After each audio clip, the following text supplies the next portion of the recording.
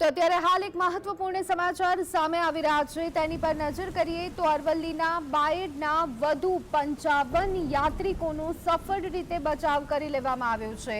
આ તમામ લોકો કેદારનાથ યાત્રા પર ગયા હતા અને ત્યાં તમામ યાત્રાળુઓ ફસાયા હતા। યાત્રિકો બદ્રીનાથ પહોંચ્યા હોવાના સમાચાર પણ સામે આવી રહ્યા છે। આ પહેલા અરવલ્લી જિલ્લાના 17 જેટલા ગુજરાતી યાત્રિકોને બચાવી લેવામાં આવ્યા છે અને હવે 55 જેટલા યાત્રિકોનું જૂથ કે જે બાયડથી હતું તે તમામ લોકો કેદારનાથમાં ફસાયા હતા। તો આ 55 યાત્રિકોનો પણ સફળ રીતે બચાવ કરી દેવામાં આવ્યો છે।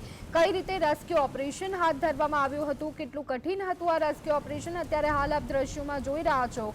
કેદારનાથમાં જે સ્થિતિનું નિર્માણ થયું છે, ભૂસ્ખલન થતાની સાથે પૂર જેવી સ્થિતિ અને તેમાં અનેક યાત્રાળુઓ ફસાયા હતા। ન માત્ર ગુજરાતના પરંતુ દેશના અલગ અલગ રાજ્યમાંથી આવેલા યાત્રાળુઓ ફસાયા છે। ત્યારે અત્યારે હાલ જો વાત કરવામાં આવે તો ગુજરાતના ફસાયેલા યાત્રાળુઓનું વધુ એક જૂથ તેમને સફળ રીતે ત્યાંથી બહાર કાઢવામાં આવ્યું છે। આ સંદર્ભે વધુ વિગત મેળવી લઈએ। અમારા સંવાદદાતા રાકેશ અમારી સાથે જોડાઈ ગયા છે। રાકેશ, વધુ 55 જેટલા ગુજરાતીઓને કેદારનાથથી સફળ રીતે નીચે લાવવામાં આવ્યા છે, તેમનું રેસ્ક્યુ કરવામાં આવ્યું છે, શું વિગતો? જી ધોની ચોક્કસ જણાવી દઉં કે મોડી રાત્રે જે રેસ્ક્યુ થયું છે એના અંદર અહીં ગાડી અરવલ્લી જિલ્લાના બાયડ તાલુકાના 50 થી વધુ યાત્રાળુઓ ગયા હતા, એ પણ એમાં ફસાઈ ગયા હતા। એ લોકોને રેસ્ક્યુ કરીને કેદારનાથમાં લાવી દેવામાં આવે છે।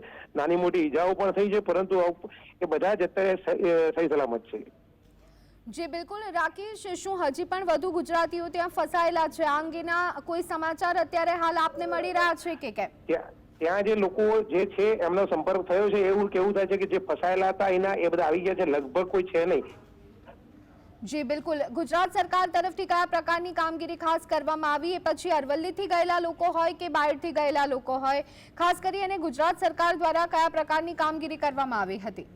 આ ઘટનાને પગલે ગુજરાત સરકારે મોડી રાત્રે તાત્કાલિક સીએમ કાર્યાલયથી સંપર્ક કરવામાં આવ્યો હતો। અરવલ્લી જિલ્લાના ડિઝાસ્ટર મેનેજમેન્ટ અરવલ્લી જિલ્લા કલેક્ટર પણ મોડી રાત સુધી ઓફિસના અંદર હતા અને આ યાત્રાળુ સહી સલામત ના આવ્યા ત્યાં સુધી એ લોકો તમામ સ્ટાફ ઓફિસના અંદર કાર્યરત હતો અને બહુ જ એ લોકોને ખુશી થઈ કે ભાઈ આ રીતે આ લોકો સરકારે મદદ કરી, તાત્કાલિક આપણે સહી સલામત આવી ગયા છીએ।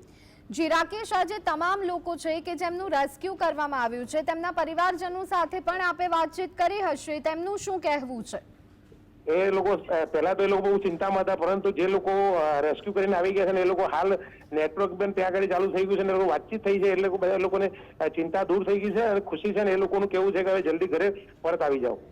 જી રાકેશ, આજે તમામ લોકો પરત ફર્યા છે, શું તેમનું શારીરિક સ્વાસ્થ્ય તમામનું બરાબર હોવાના સમાચાર મળી રહ્યા છે કે કોઈને શારીરિક તકલીફો પણ પડી રહી છે, એ બાબતે કોઈ સમાચાર મળ્યા છે કે કેમ?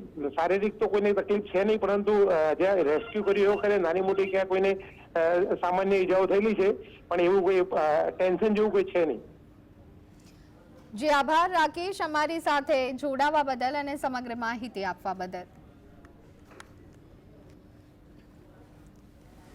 તો અરવલ્લી બાદ હવે બાયડથી ગયેલા 55 જેટલા યાત્રિકો છે તેમનો પણ સફળ બચાવ કરી લેવામાં આવ્યું છે। ગુજરાત સરકાર સતત ઉત્તરાખંડ સરકારના સંપર્કમાં રહી હતી, તમામ પ્રકારની કામગીરી કરવામાં આવી રહી હતી। મહત્વની બાબત એ છે કે આ રીતની સ્થિતિ છે, ભૂસ્ખલનના કારણે પૂર બહાડ જેવી સ્થિતિનું નિર્માણ છે, જીવ બચાવવો એ મુશ્કેલ પડી રહ્યું છે, પરંતુ તેમ છતાં પણ જીવન જરૂરિયાતની જે ચીજ વસ્તુઓ છે તેમાં કોઈ જ પ્રકારની કમી જે યાત્રાળુઓ ફસાયા હતા તેમને નથી પડી, એટલે આ એક યોગ્ય અને સારી બાબત કહી શકાય।